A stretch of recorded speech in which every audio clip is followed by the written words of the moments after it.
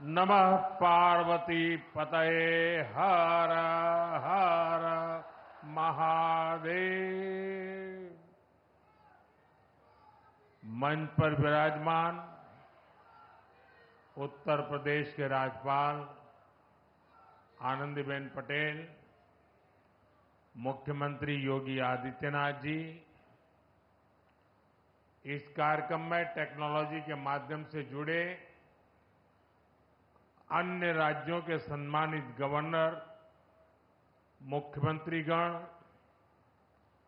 केंद्रीय मंत्रिमंडल के मेरे साथी श्री नायडू जी, टेक्नोलॉजी के माध्यम से जुड़े केंद्र में मंत्रिमंडल के मेरे अन्य साथी, यूपी के उप मुख्यमंत्री केशव प्रसाद मौर्य और ब्रजेश पाठक जी, यूपी सरकार के अन्य मंत्रीगण, सांसद और विधायकगण और बनारस के मेरे प्यारे भाई और बहनों,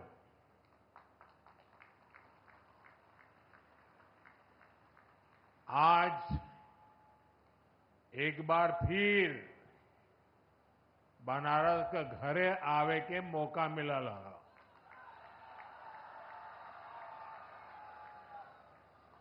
आज चेतगंज में नकटैया का मेला भी हो, धनतेरस, दीपावली और छठी मैया के त्योहार सब आवत है।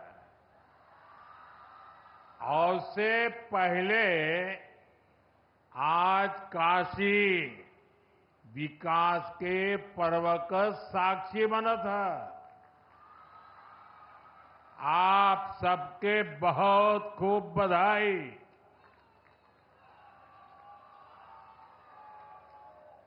साथियों, काशी के लिए आज का दिन बहुत ही शुभ है। अभी मैं आंखों के एक बड़े अस्पताल कर उस अस्पताल का लोकार्पण करके आपके पास आया हूं और इसलिए आने में थोड़ी देर भी हो गई। शंकरा नेत्र अस्पताल से बुजुर्गों और बच्चों को बहुत मदद मिलने वाली है। बाबा के आशीर्वाद से अभी यहां हजारों करोड़ रुपए के प्रोजेक्ट्स का शिलान्यास और लोकार्पण हुआ है।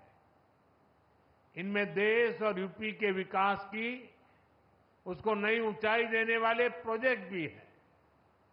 आज यूपी, बिहार, पश्चिम बंगाल, एमपी और छत्तीसगढ़ में अलग अलग एयरपोर्ट्स का शुभारंभ हुआ है। इसमें बाबतपुरा एयरपोर्ट के अलावा आगरा और सहारनपुर का सरसावा एयरपोर्ट भी शामिल है। कुल मिलाकर देखें तो आज शिक्षा, कौशल विकास, खेल, स्वास्थ्य, पर्यटन, हर सेक्टर के प्रोजेक्ट्स बनारस को मिले हैं। ये सारे प्रोजेक्ट्स सुविधा के साथ साथ हमारे नौजवानों के लिए रोजगार के अनेक नए अवसर भी लेकर आए हैं। यहां तो सारनाथ है, भगवान बुद्ध की उपदेश भूमि है। कुछ दिन पहले ही मैं अधिधम्म महोत्सव में सम्मिलित हुआ था। आज मुझे सारनाथ के विकास से जुड़ी करोड़ों रुपए की परियोजनाओं का लोकार्पण करने का भी अवसर मिला है। और आप तो जानते हैं, कुछ समय पहले हमने कुछ भाषाओं को शास्त्रीय भाषा के रूप में मान्यता दी। उसमें पाली और प्राकृत भाषाएं भी है और पाली भाषा का सारनाथ से विशेष नाता है, काशी से विशेष नाता है, प्राकृत भाषा का भी विशेष नाता है और इसलिए उसका शास्त्रीय भाषा के रूप में गौरव प्राप्त होना ये हम सबके लिए गौरव का विषय है। मैं विकास की इन सभी परियोजनाओं के लिए आप सब मेरे काशीवासियों को और देश के सभी नागरिकों को बहुत बहुत बधाई देता हूं। साथियों, आपने मुझे जब लगातार तीसरी बार सेवा करने का आदेश दिया था तब मैंने 3 गुना गति से काम करने की बात कही थी। अभी सरकार को बने 125 दिन भी नहीं हुए हैं। इतने कम समय में ही देश में 15 लाख करोड़ रुपए से अधिक की योजनाओं, परियोजनाओं पर हम काम शुरू कर चुके हैं।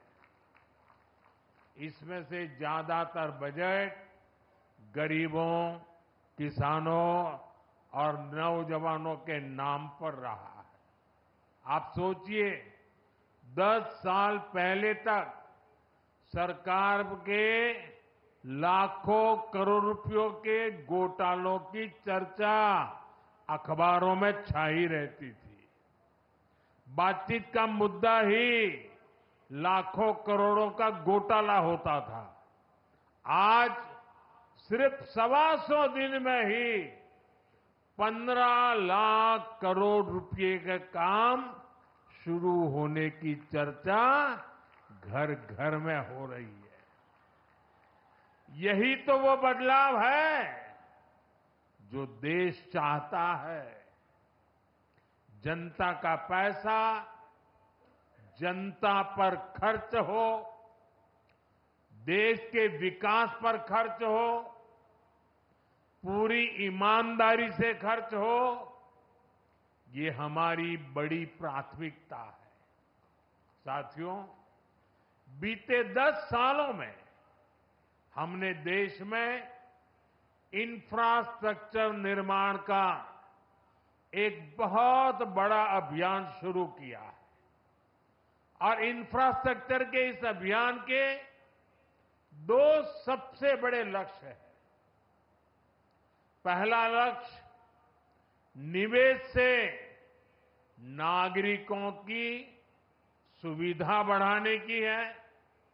दूसरा लक्ष्य निवेश से नौजवानों को नौकरी देने का है। आज देश भर में आधुनिक हाईवे बन रहे हैं, नए नए रूट्स पर रेलवे ट्रैक बिछाए जा रहे हैं, नए नए एयरपोर्ट बन रहे हैं और ये सिर्फ ईंट, पत्थर और लोहे सरिया का काम नहीं हो रहा, बल्कि इससे लोगों की सुविधा बढ़ रही है। देश के युवाओं को नौकरियां भी मिल रही है। साथियों, आप देखिए, जब हमने बाबतपुरा एयरपोर्ट वाला हाईवे बनाया, एयरपोर्ट पर आधुनिक सुविधाएं बढ़ाई, तो क्या फायदा सिर्फ आने जाने वालों को मिला? नहीं, इससे बनारस के कितने ही लोगों को रोजगार मिला। इससे खेती, उद्योग और पर्यटन तीनों को बल मिला। आज बनारस आने वाले लोगों की संख्या तेजी से बढ़ी है। कोई घूमने के लिए आ रहा है, कोई व्यापार के लिए आ रहा है और इसमें फायदा आपका हो रहा है। इसलिए अब जब बाबतपुर हवाई अड्डे का और विस्तार होगा तो आपको और ज्यादा फायदा होगा। आज इस पर काम भी शुरू हो गया है। ये काम जब पूरा हो जाएगा तो यहां ज्यादा विमान उतर पाएंगे। साथियों, आधुनिक इंफ्रास्ट्रक्चर के इस महायज्ञ में हमारे एयरपोर्ट्स, उनकी शानदार इमारतें आधुनिक से आधुनिक सुविधाएं आज दुनिया भर में चर्चा का विषय है। 2014 में हमारे देश में सिर्फ 70 एयरपोर्ट थे और नायडू जी ने अभी विस्तार से उसका वर्णन किया। आज 150 से ज्यादा एयरपोर्ट है और जो पुराने एयरपोर्ट है हम उन्हें भी रिनोवेट कर रहे हैं। पिछले साल देश में 1 दर्जन से अधिक एयरपोर्ट पर नई सुविधाओं का निर्माण हुआ, मतलब हर महीने एक।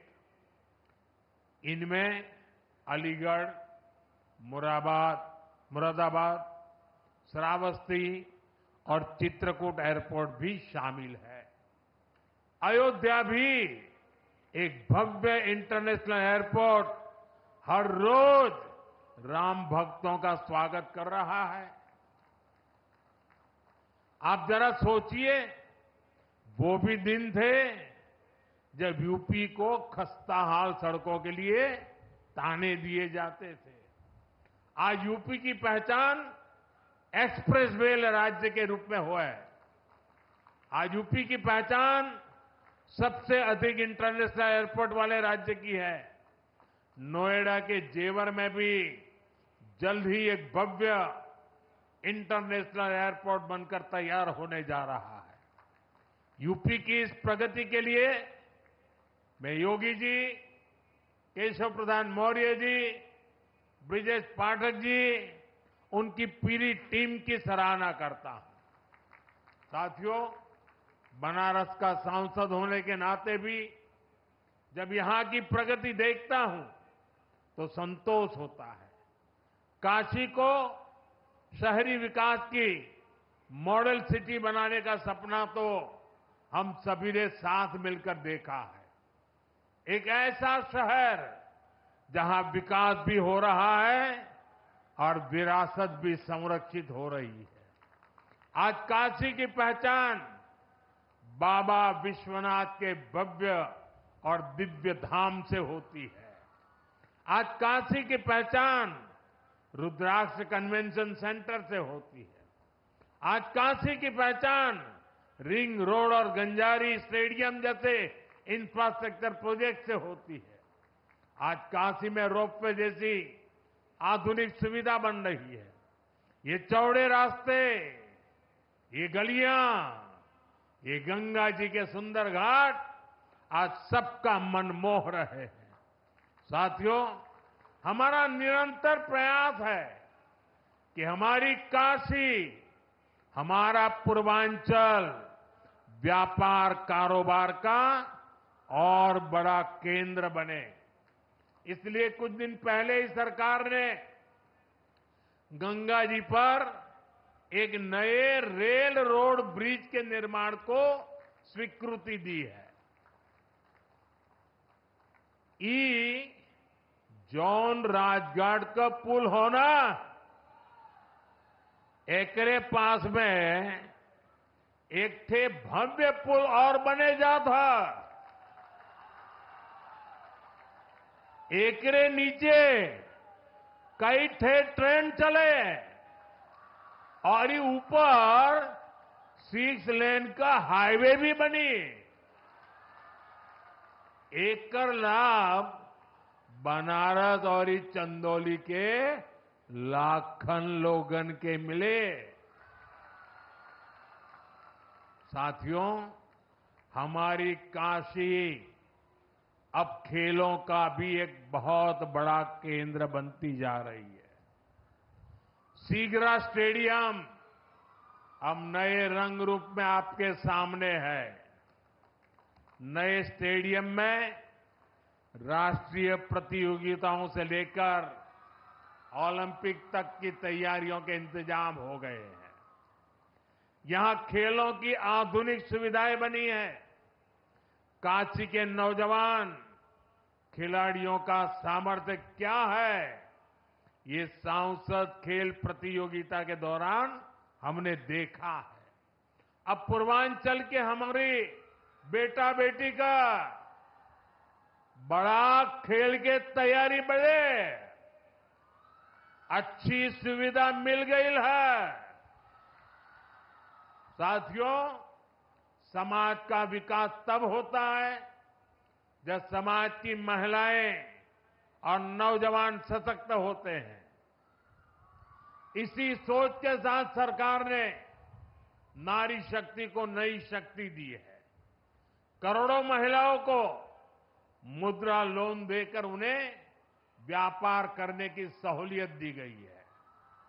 आज हम गांव-गांव में लखपति दीदी बनाने के लिए काम कर रहे हैं। आज गांव की हमारी बहनें अब ड्रोन पायलट भी बन रही है। और ये तो काशी है, यहां साक्षात शिव भी माता अन्नपूर्णा से भिक्षा मांगते हैं। काशी ये सिखाती है कि समाज तभी समृद्ध होगा जब नारी सशक्त होगी। इसी भावना से हमने विकसित भारत के हर संकल्प में नारी शक्ति को केंद्र में रखा है। जैसे पीएम आवास योजना ने करोड़ों महिलाओं को उनके अपने घर की सौगात दी है। इसका बहुत बड़ा लाभ यहां बनारस की महिलाओं को भी मिला है। आपको पता है, सरकार अब 3 करोड़ और नए घर बनाने जा रही है। यहां बनारस में भी जिन महिलाओं को पीएम आवास के घर नहीं मिले, उन्हें भी जल्द से जल्द ये घर दिए जाएंगे। हमने घर घर नल, नल से जल और उज्ज्वला गैस तो पहुंचाई है। अब मुफ्त बिजली और बिजली से कमाई वाली योजना भी चल रही है। पीएम सूर्य घर मुफ्त बिजली योजना से हमारी बहनों का जीवन और आसान होने वाला है। साथियों, अपनी काशी बहुरंगी सांस्कृतिक नगरी है। यहां भगवान शंकर का पावन ज्योतिर्लिंग है, मणिकर्णिका जैसा मोक्ष तीर्थ है, यहां सारनाथ जैसा ज्ञान स्थल है। दशकों दशक बाद बनारस के विकास के लिए इतना काम एक साथ हो रहा है। वरना काशी को तो जैसे उसके हाल पर छोड़ दिया गया था। इसलिए आज मैं हर काशीवासी के सामने एक सवाल उठा रहा हूं। आखिर वो कौन सी मानसिकता है जिसके चलते पहले काशी को विकास से वंचित रखा गया? 10 साल पहले की स्थिति याद करिए। बनारस को विकास के लिए तरसाया जाता था। जिन लोगों ने यूपी में लंबे समय तक सरकारें चलाई, जो लोग दिल्ली में दशकों तक सरकार में बैठे रहे, उन्होंने कभी बनारस की परवाह क्यों नहीं की? इसका जवाब है परिवारवाद और तुष्टीकरण की राजनीति। कांग्रेस हो या समाजवादी पार्टी, ऐसे दलों के लिए बनारस का विकास न पहला प्राथमिकता में था, न भविष्य में कभी होगा। इन दलों ने विकास में भी भेदभाव किया, जबकि हमारी सरकार सबका साथ सबका विकास के मंत्र पर चलती है। हमारी सरकार किसी योजना में भेदभाव नहीं करती। हम जो कहते हैं वो डंके की चोट पर करके दिखाते हैं। अयोध्या में भव्य राम मंदिर बनेगा। आज अयोध्या में हर रोज लाखों लोग रामलला के दर्शन करने जा रहे हैं। महिलाओं को विधानसभा और लोकसभा में आरक्षण की बात भी वर्षों से लटकी रही थी। यह ऐतिहासिक काम भी हमारी सरकार ने पूरा किया है। 3 तलाक की कुरीति से कितने ही परिवार पीड़ित थे। मुस्लिम बेटियों को इससे मुक्ति दिलाने का काम हमारी सरकार ने किया। ये भाजपा सरकार ही है जिसने ओबीसी आयोग को संवैधानिक दर्जा दिया। ये भाजपा सरकार है एनडीए सरकार ही है जिसने बिना किसी का हक छीने गरीबों को 10% आरक्षण दिया। साथियों, हमने अपना काम किया, नेक नियत से नीतियां लागू की, ईमानदारी से देश के हर परिवार का जीवन बदलने का प्रयास किया। इसलिए देश भी हमें लगातार आशीर्वाद दे रहा है। अभी हरियाणा में हमने देखा है कि कैसे वहां तीसरी बार लगातार भाजपा की सरकार बनी है। जम्मू कश्मीर में भी भाजपा को रिकॉर्ड वोट मिले हैं। साथियों, आज भारत के सामने परिवारवादी राजनीति का भी बहुत बड़ा खतरा है। ये परिवारवादी सबसे ज्यादा नुकसान देश के युवाओं को करते हैं। ये कभी भी युवाओं को मौका देने में विश्वास नहीं करते। इसलिए मैंने लाल किले से एक आह्वान किया है, मैं देश के 1 लाख ऐसे नौजवानों को राजनीति में लाऊंगा जिनके परिवार का राजनीति से कोई लेना देना नहीं है। ये भारत की राजनीति की दिशा बदलने वाला अभियान है। ये भ्रष्टाचार और परिवारवादी मानसिकता को मिटाने का अभियान है। ये काशी के उत्तर प्रदेश के नौजवानों से भी कहूंगा कि आप खुले मन से नई राजनीति की धुरी बने। काशी का सांसद होने के नाते मैं यहां के नौजवानों को ज्यादा से ज्यादा आगे लाने के लिए प्रतिबद्ध हूं। साथियों, काशी का ये मंच एक बार फिर पूरे देश के नए विकास प्रतिमानों का आरंभ स्थल बना है। काशी एक बार फिर राष्ट्र को नई गति देने का साक्षी बनी है। मैं एक बार फिर आज के विकास कार्यक्रम से जुड़े सभी राज्यों को, सभी माननीय गवर्नर्स को, सभी माननीय मुख्यमंत्रियों को और काशी के लोगों को, देशवासियों को बहुत बहुत बधाई देता हूं। मेरे साथ बोलिए, नमः पार्वती पतये हर हर महादेव।